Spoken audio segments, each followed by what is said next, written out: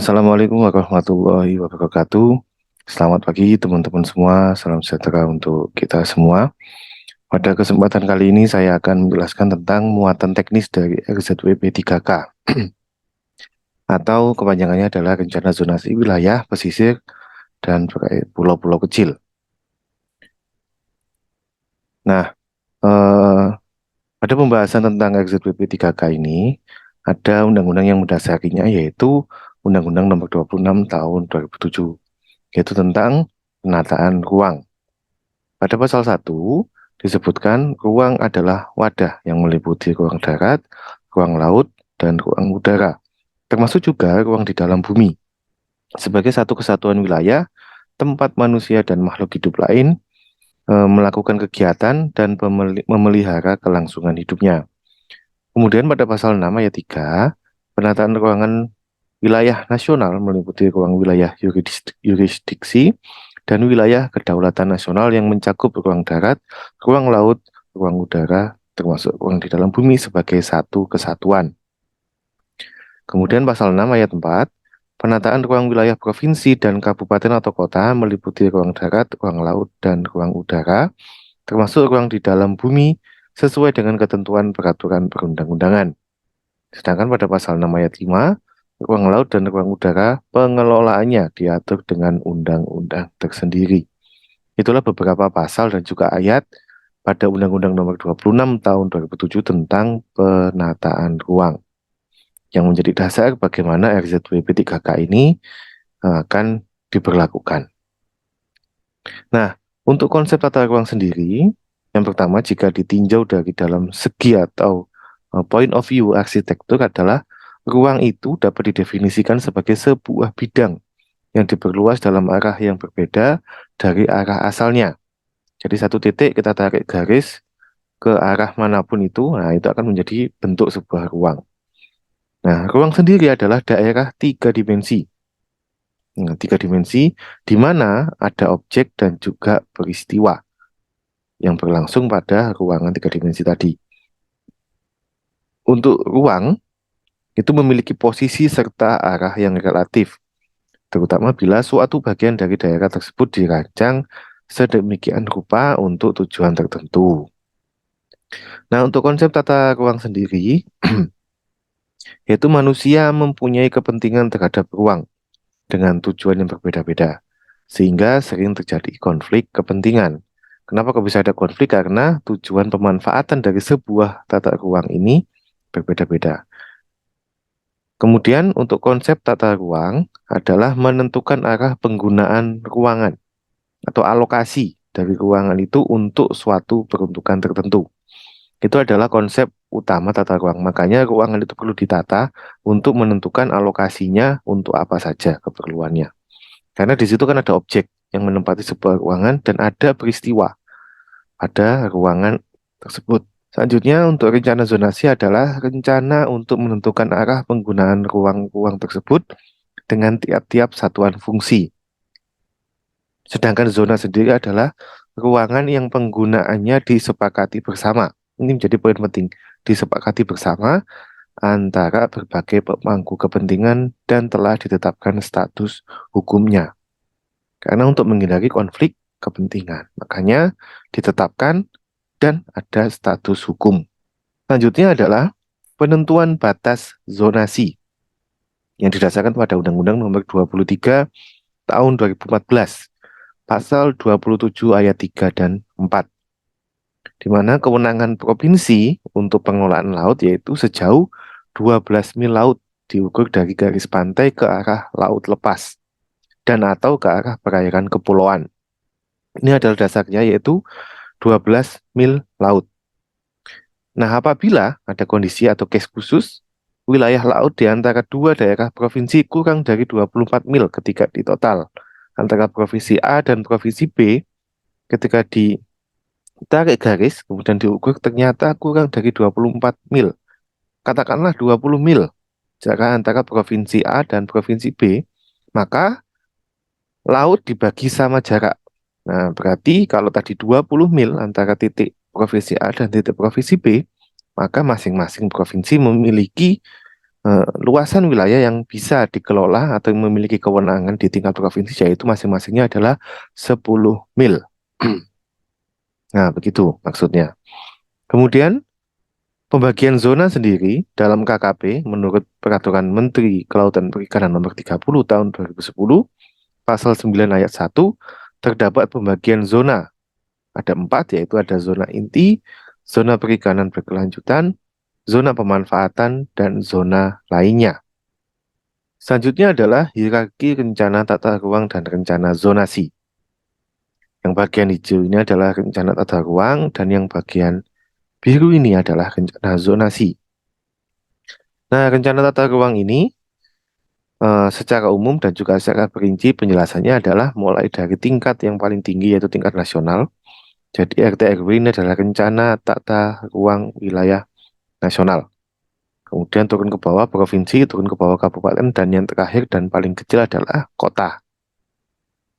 Rencana rinci, jadi secara fungsionalnya ada RTR pulau, rencana tata ruang pulau, juga ada rencana tata ruang kawasan strategis nasional. Salah satu contohnya yang paling terkenal adalah Pulau Komodo. Kemudian turun ke bawah pada level provinsi yaitu rencana tata ruang kawasan strategis provinsi.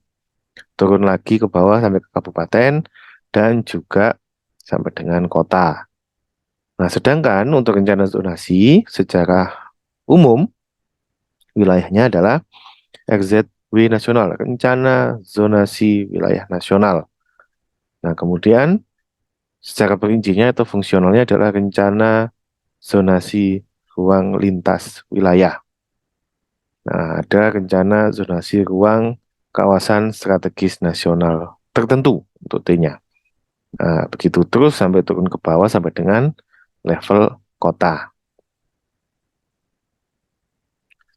Selanjutnya adalah problematika penyusunan RZWP 3K atau tata ruang laut. Yang pertama adalah belum adanya kesamaan pola pikir dan cara pandang yang sama, yaitu para pelaku eksekutif dan legislatif baik di tingkat pusat maupun daerah dalam penataan ruang perairan laut. Nah, ini menjadi penting, ini menjadi juga salah satu problematika ketika proses penyusunan RZBP 3K.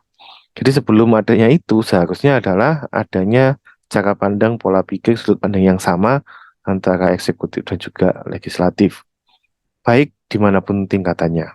Kemudian, belum mengertinya cara menyusun rencana tata ruang yang disertai dengan peraturan zonasi. Selanjutnya adalah hasil perencanaan tata ruang laut atau RZBP 3K kurang baik karena data yang digunakan adalah data yang tersedia, bukan data yang dibutuhkan. Jadi maksudnya di sini adalah data-data yang sudah ada saja itu yang digunakan. Sedangkan kita ketika menyusun RZBP 3K ini harusnya adalah memenuhi semua kebutuhan data. Baik itu yang data yang sudah tersedia apabila memang dibutuhkan itu akan dipakai. Apabila data yang dibutuhkan belum ada, maka harus diadakan atau dicari. Nah, seperti itu maksudnya. Kemudian, kurangnya komitmen pimpinan, penyusunan tata ruang atau RZBP 3K kurang mempunyai nilai politis karena berupa dokumen. Jadi sifatnya ini hanya dokumen nanti outputnya. Jadi harus ada upaya dan komitmen yang kuat dari para pemangku kepentingan, khususnya pimpinan untuk dapat melaksanakan hasil dari penyusunan dokumen RZBP 3K. Selanjutnya adalah terbatasnya fasilitator yang mempunyai pengetahuan yang luas tentang wilayah pesisir dan pulau-pulau kecil dan RZBP 3K-nya itu sendiri. Selanjutnya adalah terbatasnya anggaran untuk pengumpulan data dan informasi dan untuk menyusun RZBP 3K yang sifatnya partisipatif. Jadi, ketika kita menyusun RZBP 3K atau pengaturan tata ruang ini, mau tidak mau pasti akan ada anggaran yang harus dikeluarkan oleh pemerintah. Karena akan banyak sekali pihak yang terlibat, mulai dari pengumpulan data yang diperlukan sampai dengan nanti menyusun RZBP 3K-nya sendiri. Apabila ada dana ini kurang atau tidak sesuai dengan apa yang dibutuhkan, otomatis aktivitas penyusunan dan pengumpulan data untuk menghasilkan dokumen tata ruang ini juga akan terhambat. Kemudian di daerah belum memahami RZBP 3K sebagai instrumen penataan ruangan di perairan laut. Dan yang terakhir adalah terbatasnya sumber daya manusia. Nah, kalau kita ngomong terbatasnya sumber daya manusia bisa macam-macam, bisa dari sisi jumlah, bisa juga dari sisi kualitasnya. Nah, untuk proses perencanaan eh, wilayah darat, jika dibandingkan dengan wilayah laut, jadi ini ada dua tabel begitu, dengan beberapa poin. Yang pertama akan dibahas dulu tentang proses perencanaan tata ruang wilayah darat. Yang pertama adalah penetapan batas wilayah, baik itu secara administratif maupun secara fungsional. Yang kedua adalah inventarisasi data dasar, jadi pengumpulan data yang dibutuhkan. Kemudian inventarisasi peta dasar dari topografi, geologi, dan sebagainya. Kemudian analisis kebijakan yang terkait dengan perencanaan tata ruang wilayah darat. Kemudian analisis fisiknya, analisis ekonomi, analisis sosial, khususnya penduduk, konsep rencananya seperti apa, kemudian strategi pemanfaatan ruangnya nanti seperti apa, kemudian yang ke-10 adalah rencana struktur ruang, jadi mana yang jadikan titik-titik pusat-pusat pertumbuhan baik itu ekonomi ataupun penduduk, kemudian rencana pola ruangnya, penggunaan daripada wilayah daratannya nanti seperti apa, dan yang terakhir adalah indikasi program atau kegiatan-kegiatan yang akan berjalan. Sedangkan untuk yang proses perencanaan tata ruang di wilayah perairan laut adalah penetapan batas wilayah perairan. Kalau di darat kan jelas, kalau kita lihat di peta biasanya sudah ketahuan untuk batas wilayahnya dan sudah dipatok. Sedangkan untuk wilayah perairan itu terbagi menjadi mulai 4 mil, 12 mil sampai dengan seterusnya, kemudian sesuai dengan fungsionalnya juga. Kemudian ada inventarisasi data dasar, mulai dari ekosistem, biota lautnya seperti apa, bisa jadi aktivitas fisika, biologisnya seperti apa di situ. Kemudian ada inventarisasi peta dasar, ada peta batimetri, geologi, oceanografi, dan lain-lain. Kemudian analisis kebijakan terkait dengan perairan laut, analisis fisiknya, kemudian analisis ekonomi, khususnya kalau di sini adalah MSY-nya seperti apa. Kemudian analisis sosial, apakah ada konflik atau tidak di situ. Kemudian konsep rencananya, kemudian strategi pemanfaatan ruangnya nanti seperti apa. Jadi ini hampir sama sebetulnya, cuma beda di wilayah saja. Kemudian rencana struktur ruang, rencana pola ruang, kemudian ada resolusi konflik kalau untuk perairan laut, dan indikasi program kegiatan. Nah, ini adalah yang membedakan antara proses perencanaan tata ruang wilayah darat dan juga proses perencanaan tata ruang di perairan laut. Nah, jadi lebih spesifik beberapa item begitu ya. Kemudian kalau untuk sistem perizinannya itu sendiri berdasarkan peraturan pemerintah nomor 15 tahun 2010 tentang penyelenggaraan penataan ruang. Jadi ini merupakan turunan dari Undang-Undang nomor 26 tahun 2007 khususnya untuk wilayah darat. Jadi ada RT RW tingkat nasional diturunkan menjadi RT RW provinsi. RT RW tadi adalah rencana tata ruang wilayah gitu ya. Kemudian ada RT RW kabupaten kota. Turun ke bawah. Jadi sangat istilahnya ini bisa dikatakan saling mendukung. Jadi tidak saling bertentangan satu dengan yang lain begitu. Kemudian kalau di kabupaten kota ada rencana detail tata ruang kawasan dan ada peraturan yang melingkupinya atau yang melindunginya itu ada Perda atau peraturan pemerintah kota begitu. Kemudian diturunkan lagi menjadi izin prinsip, izin lokasi untuk di darat, kemudian izin penggunaan dan pemanfaatan tanah. Contohnya ini adalah IMB izin mendirikan bangunan, nah, begitu. Kemudian izin-izin lain sesuai dengan peraturan perundang-undangan yang berlaku. Kemudian untuk sistem perizinan di perairan laut itu harus dari RZBP 3K provinsi. Nah, kemudian akan diturunkan menjadi RZWP kabupaten kota. Nah, begitu ya. Kemudian ada rincian zonasinya untuk peruntukan ruang-ruangnya tadi untuk apa saja. Kemudian diturunkan lagi menjadi sebuah produk peraturan pemanfaatan ruang wilayah. Nah, makanya nanti setelah itu semua ada, baru nanti izin lokasi di wilayah khususnya laut ya, itu akan turun. Nah, kemudian berupa izin pengelolaan dan izin-izin lain sesuai dengan peraturan perundang-undangan yang berlaku. Nah, ini adalah sistem perizinan baik itu di wilayah darat maupun di wilayah laut. Kemudian untuk pemanfaatan ruang laut sendiri, kalau kita lihat dari beberapa eh, kegiatan di sini, yaitu kita tahu di sini ada wilayah darat, kemudian ada wilayah mendekati pantai yaitu tidal interface ini, kemudian ada wilayah laut yang full coverage-nya oleh perairan begitu.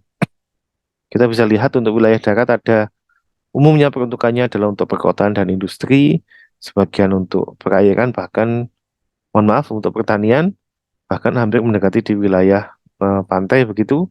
Kemudian kalau di pantainya sendiri, perbatasan pasang surutnya ini bisa digunakan untuk wisata bahari, ada area publik, ada kawasan konservasi, ada pemanfaatan untuk aktivitas budidaya laut, kemudian mining, kemudian ada aktivitas perkapalan, penambangan, dan sebagainya.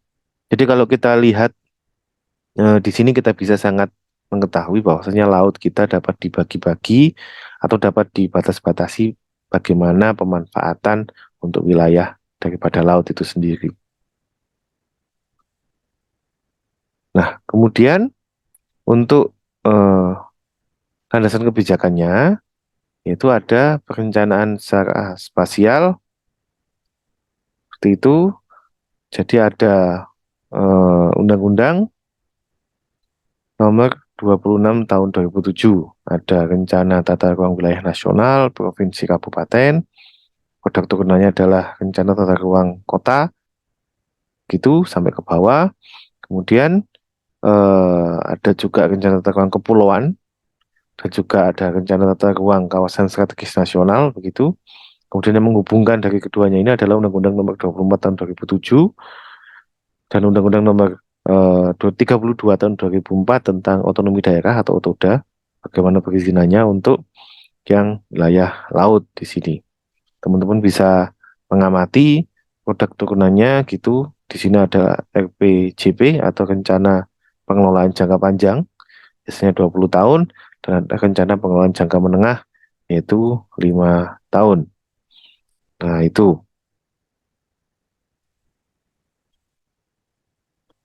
Kemudian, ini adalah untuk pengelolaan wilayah pesisir dan pulau-pulau kecil, yaitu dengan dasarnya adalah Undang-Undang Nomor 27 Tahun 2007 Junto Undang-Undang Nomor 1 Tahun 2014, yang mana aktivitasnya yaitu dimulai dari perencanaan, pemanfaatan, pengawasan, dan pengendalian.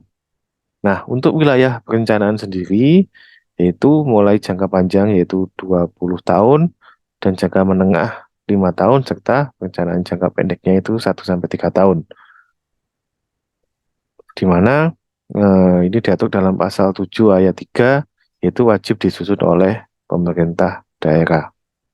Nah, untuk prosesnya adalah dasarnya di pasal 14 ayat 1 dan 2 Undang-Undang Nomor 1 Tahun 2014, yaitu usulan dilakukan oleh Pemda, masyarakat, dan dunia usaha. Jadi kalau kita amati di sini, usulan tentang tata ruang ini tidak bisa dilaksanakan oleh satu pihak saja. Maka dari itu tadi disampaikan di beberapa slide sebelumnya, bahwasanya aktivitas penyusunan atau perencanaan RZBP 3K ini itu adalah sistemnya partisipatif. Jadi semua pihak stakeholder yang terlibat itu banyak. Kemudian mekanisme penyusunan melibatkan masyarakat ya, karena menyesuaikan dengan konsepnya tadi yaitu partisipatif. Jadi untuk XZBP-nya tadi harus selaras, serasi, dan seimbang dengan rencana tata ruang dan rencana wilayah, rencana tata ruang wilayah. Nah, kemudian untuk pemanfaatannya itu berupa izin lokasi dan izin pengelolaan. Nah, itu bisa pemanfaatannya untuk konservasi, bisa pemanfaatannya untuk rehabilitasi, atau digunakan untuk proses reklamasi. Nah, kemudian pada bidang pengawasan, karena semua peraturan sudah ada, kemudian izin sudah turun, otomatis aktivitas kegiatan pemanfaatan ini harus dilakukan pengawasan, supaya aktivitas-aktivitas pemanfaatan yang dilaksanakan tetap sesuai dengan tujuan dan tidak menyimpang. Nah, makanya harus ada bagian pengawasan untuk patroli dan juga penyidikan apabila memang ada indikasi pelanggaran terhadap rencana zonasi wilayah. Kemudian ada pengendalian. Jadi ada akreditasi program. Nah, akreditasi program ini untuk tetap adanya aktivitas yang mengontrol apakah semua itu berjalan sesuai dengan rules-nya, sesuai dengan tujuan awal. Kemudian dilihat lagi apabila memang sudah tidak sesuai, maka harus ada updating dan sebagainya. Itu adalah aktivitas pengendalian. Nah, kemudian pada pasal 14 ini, XZBP 3K provinsi atau kabupaten dan kota ini wajib diserasikan. Nah, gitu ya, diselaraskan dan juga diseimbangkan. Itu wajib supaya tidak ada konflik kepentingan, tidak ada saling tumpang tindih. Ini menjadi penting. Penyerasian, penyelarasan, dan penyeimbangan dilakukan oleh siapa saja? Yang pertama adalah menteri untuk provinsi yang bersebelahan. Jadi apabila ada dua provinsi yang bersebelahan tadi, supaya tidak saling bersinggungan atau berkonflik kepentingan, maka level di atasnya yaitu menteri yang akan melakukan penyerasian, penyelarasan, dan juga penyeimbangan. Nah, sedangkan untuk wilayah kabupaten kota, itu yang berhak adalah gubernur. Jadi harus satu level di atasnya. Nah, tujuannya sendiri dari penyelarasan, penyerasian, dan penyeimbangan antara RZBP 3K dan RDRW adalah untuk mereview dan membandingkan draft dokumen antara RZBP 3K dengan rencana lain yang telah disahkan supaya tidak tumpang tindih tadi. Dan untuk merevisi draft dokumen antara RZBP 3K tersebut apabila memang terjadi konflik di sana. Sehingga konsisten dengan rencana-rencana dan program-program yang bersesuaian yang telah disahkan. Nah, gitu ya teman-teman sekalian. Jadi draft dokumen dari RZBP 3K ini harus sesuai dengan program-program atau rencana-rencana yang telah disahkan sebelumnya. Jangan sampai ketika dokumen RZBP 3K ini ada, justru malah menjadi sebuah polemik baru yang bertentangan dengan rencana-rencana dan program-program yang telah disahkan sebelumnya. Kemudian penyelarasan, penyerasian dan penyeimbangan tersebut dilakukan dengan satu, menyelaraskan atau mengadopsi pola ruang dan struktur ruang daratan pesisir RT/RW ke dalam RZWP 3K. Nah, jadi dasarnya pada rencana tata ruang wilayah, kemudian dimasukkan dalam rencana zonasi wilayah pesisir dan pulau-pulau kecil. Kemudian yang kedua yaitu menyerasikan alokasi ruang perairan pesisir dan pulau-pulau kecil dalam RZWP 3K yang bersinggungan dengan pola ruang dalam RT/RW. Ini penting. Kemudian yang ketiga adalah menyeimbangkan dan memadukan rencana pemerintah dan pemerintah daerah yang telah ditetapkan sesuai dengan peraturan perundang-undangan ke dalam alokasi ruang perairan pesisir dalam RZWP 3K.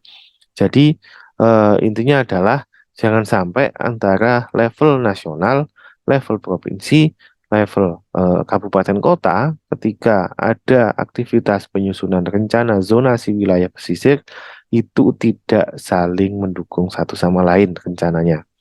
Jangan sampai wilayah provinsi bertentangan dengan agenda besar nasional. Jangan sampai untuk penataan di level kabupaten kota itu juga bertentangan dengan provinsi, apalagi sampai dengan bertentangan dengan rencana nasional. Nah, ini menjadi konflik yang cukup besar apabila sampai itu terjadi. Nah, untuk wilayah perencanaan RZBP 3K di provinsi sesuai dengan pasal 16 adalah wilayah pesisir sampai dengan perairan pesisir dan pulau-pulau kecil yang menjadi kewenangan kabupaten kota, dan juga wilayah perairan pesisir dan pulau-pulau kecil yang menjadi kewenangan provinsi ini terpisah. Nah, gitu ya. Selanjutnya adalah mekanisme sistem perizinan, baik itu untuk lokasi dan juga untuk penggunaannya. Berdasarkan Undang-Undang Nomor 1 tadi, yaitu pasal 16. Nah, yang pertama, setiap orang yang melakukan pemanfaatan ruang dari sebagian perairan pesisir dan pemanfaatan sebagian pulau-pulau kecil secara menetap wajib memiliki izin lokasi. Nah, izin lokasinya wajib punya. Kemudian pasal 16 ayat 2, izin lokasi sebagaimana dimaksud pada ayat 1 ini menjadi dasar pemberian izin pengelolaan. Jadi, sebelum kita melakukan aktivitas pengelolaan, kita harus punya izin lokasi dulu. Baru izin pengelolaan ada. Contoh paling sederhana, yang paling dekat dengan aktivitas kita adalah IMB. Kalau kita punya rumah di perumahan, IMB-nya harus punya dulu. Jadi izin mendirikan bangunan. Kalau IMB sudah keluar, baru kita bisa mendirikan bangunan. Mau bentuknya segi lima, mau bentuknya segitiga, mau bangunan itu dimanfaatkan untuk rumah misalkan, atau untuk aktivitas lain, itu masuk ke pengelolaan. Nah, begitu ya. Itu contoh paling sederhana. Kemudian pasal 17-nya yaitu ayat 1 izin lokasi sebagaimana yang dimaksud pasal 16 ayat 1 diberikan berdasarkan rencana zonasi wilayah pesisir dan pulau-pulau kecil. Jadi dasar pemberian izin lokasinya adalah sesuai dengan RZWP 3K. Pasal yang kedua, mohon maaf, pasal ayat kedua pasal 17 memberikan pemberian izin lokasi sebagaimana dimaksud pada ayat 1 pasal 17 wajib mempertimbangkan kelestarian ekosistem pesisir dan pulau-pulau kecil, masyarakat, nelayan tradisional, kepentingan nasional, dan hak lintas damai bagi kapal asing. Jadi meskipun kita memiliki izin lokasi, pertimbangannya tidak hanya kebermanfaatan untuk si mempunyai izin lokasi, tapi dengan pertimbangan kelestarian ekosistem, masyarakat yang ada di sana, nelayan tradisional, kepentingan nasional, bahkan sampai internasional, yaitu hak lintas damai bagi kapal asing. Jadi pertimbangan-pertimbangan ini menjadi penting supaya kita ketika memberikan keputusan untuk pemberian izin lokasi tidak akan muncul konflik. Yang ketiga, izin lokasi sebagaimana dimaksud pada ayat 1 diberikan dalam luasan dan waktu tertentu. Kenapa kok harus ada luasan dan waktu tertentu? Karena tadi yang dimaksud adalah kita tetap harus ada aktivitas controlling terhadap izin yang sudah keluar. Kemudian ada aktivitas pengendalian. Kalau memang dirasa izinnya masih oke, sesuai dengan apa yang dilaksanakan, begitu, maka bisa dilanjutkan. Apabila memang tidak, maka akan bisa dipotong. Pada ayat 4, izin lokasi tidak dapat diberikan pada zona inti di kawasan konservasi, alur laut, kawasan pelabuhan, dan pantai umum. Jadi ada beberapa tempat memang titik-titik tertentu atau wilayah-wilayah tertentu yang memang tidak akan pernah bisa diberikan izin lokasinya. Kemudian pada pasal 19, nah yaitu ayat 1, setiap orang yang melakukan pemanfaatan sumber daya perairan pesisir dan perairan pulau-pulau kecil untuk kegiatan A, produksi garam, B, biofarmakologi laut, C, bioteknologi laut, D, pemanfaatan air laut selain energi, E, wisata bahari, F, pemasangan pipa dan kabel bawah laut, dan atau pengangkatan benda muatan kapal tenggelam wajib memiliki izin pengelolaan. Izin pengelolaan ini akan turun setelah izin lokasi. Kemudian yang kedua, izin pengelolaan untuk kegiatan selain sebagaimana dimaksud ayat 1, yaitu ada huruf A sampai G ini, diberikan sesuai dengan ketentuan peraturan perundang-undangan. Dan yang ketiga adalah dalam hal terdapat kegiatan pemanfaatan sumber daya perairan pesisir dan perairan pulau-pulau kecil yang belum diatur berdasarkan ketentuan sebagaimana dimaksud ayat 1 dan 2 diatur dengan peraturan pemerintah. Jadi apabila ada case-case khusus di luar yang tercantum pada pasal 19 ini, maka akan ada peraturan pemerintah yang mengatur kemudian. Pada pasal 18, penyusunan RZWP 3K di pulau-pulau kecil dilakukan menggunakan sistem klaster dengan mempertimbangkan keterkaitan ekologi, ekosistem, dan sosial budaya. Kemudian pada pasal 20, ayat 1 RZWP 3K kabupaten atau kota memuat peraturan pemanfaatan ruang. Pada ayat 2, peraturan pemanfaatan ruang sebagaimana dimaksud pada ayat 1 berisi ketentuan persyaratan pemanfaatan ruang dan ketentuan pengendaliannya yang disusun untuk setiap zona perhitungan dalam RZWP 3K Kabupaten Kota. Nah, jadi lebih spesifik lagi untuk level kabupaten kotanya. Nah, ini adalah untuk fungsi daripada exit BP3K dalam pemberian izin pemanfaatan ruang untuk wilayah pesisir dan juga pulau-pulau kecil. Untuk izin lokasi, itu diturunkan, ada peraturannya juga untuk reklamasi, yaitu Perpres nomor 112 tahun 2012 tentang reklamasi, kemudian macam-macam dan sebagainya. Untuk pemanfaatannya, sudah ada peraturan pemerintah yang mengatur baik itu peraturan pemerintahnya, peraturan presiden, kemudian ada undang-undangnya juga yang mendasari semua itu. Kemudian ini adalah beberapa alokasi ruangan, mulai dari pemanfaatan secara umum, ada 12 item ini, mulai pariwisata, pemukiman, fasilitas umum, dan lain sebagainya, industri juga ada. Kemudian kawasan konservasi yang warna hijau ini, kemudian ada yang warna merah ini alur laut, yaitu pelayaran, pipa atau kabel bawah laut, migrasi biota laut.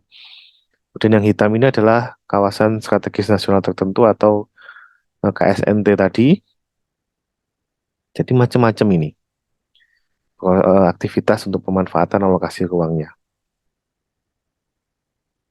Nah, untuk pasal 10 dan 11 Undang-Undang Nomor 27 Tahun 2007 pada level provinsi, yaitu pengalokasian ruang dalam kawasan pemanfaatan umum, kawasan konservasi, kawasan strategis nasional tertentu, dan alur laut. Kemudian ada keterkaitan antara ekosistem darat dan ekosistem laut dalam suatu bioecoregion. Kemudian yang C, penetapan pemanfaatan ruang laut, dan D, penetapan prioritas kawasan laut untuk tujuan konservasi, sosial budaya, sampai dengan pertahanan dan keamanan atau HANKAM. Sedangkan untuk wilayah kabupaten kota, alokasi ruang dalam rencana kawasan pemanfaatan umum, konservasi bisa, kawasan strategis nasional tertentu juga bisa dengan rencana alurnya juga. Kemudian yang B, keterkaitan antar ekosistem pesisir dan pulau kecil dalam satu bioecoregion namanya. Jadi penyusunan RZBP 3K untuk kabupaten kota itu diwajibkan, ya, diwajibkan mengikuti dan memadukan rencana pemerintah pusat levelnya di sini dan juga pemerintah daerah atau provinsi, tetap dengan memperhatikan kawasan zona dan atau alur laut yang telah ditetapkan sesuai dengan peraturan perundang-undangan. Untuk RZBP 3K kabupaten kota di pasal 17, yaitu RZBP kabupaten kota merupakan arahan pengalokasian ruang wilayah perairan pesisir dan pulau-pulau kecil dalam rencana kawasan, pemanfaatan umum dan seterusnya sampai zona atau pemanfaatannya. Nah, itu wilayah kabupaten kota. Oke, itu adalah materi kita pada kesempatan kali ini. Terima kasih. Assalamualaikum warahmatullahi wabarakatuh. Selamat pagi.